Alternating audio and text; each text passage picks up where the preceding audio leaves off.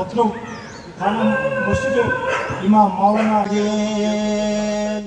আমার সহকর্মী কেউ অপরাধ করলেও সঙ্গে সঙ্গে তার বিরুদ্ধে ব্যবস্থা নেওয়া হবে বলে জানিয়েছেন লালমনিরহাটের পুলিশ সুপার তরিকুল ইসলাম। মঙ্গলবার হাতীবান্ধা থানা পুলিশের আয়োজনে ওপেন হাউস ডে অনুষ্ঠানে প্রধান অতিথি হিসেবে উপস্থিত থেকে তিনি একথা বলেন।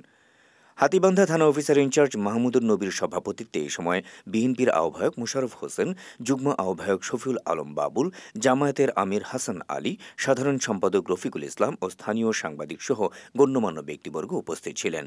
ধন্যবাদ খুব সুন্দরভাবে ওপেন হাউস ডে অর্থাৎ উন্মুক্ত ঘর বা বাংলাদেশে। অনুষ্ঠানে উপস্থিত অতিথিরা মাদক, ক্যাসিনো সহ জমি জায়গা নিয়ে বিরোধ সহ স্থানীয় নানা সমস্যা নিয়ে কথা বলেন।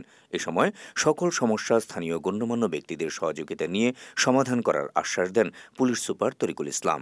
হতাশ হবেন না, আমরা যেখানে দাঁড়িয়ে আছি এখান থেকে আমরা সামনের দিকে যাব।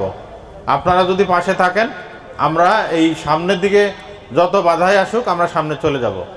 আর এইটা যদি কেউ কল্পনা করে মাদক ব্যবসা করে বড়লোক হবে, ওইটা সে বুকার স্বর্গে বাস করছে। আপনার আয়ের উৎস নাই, আপনি বড়লোক, গাড়ি কিনছেন, বাড়ি করতেছেন, আমি ওই টাকার হিসাবও নিব, ওই পথে ঘুরছি। যে আপনি কেন কিভাবে বাড়ি করলেন এর আমাকে তথ্য দেন। আমরা সেই তালিকা অলরেডি করে ফেলেছি। মাদক ব্যবসা করে কেউ বড়লোক হতে পারবে না, তার জায়গা হবে জেলখানা। ঠিক আছে, আমাদের বক্তব্য ক্লিয়ার।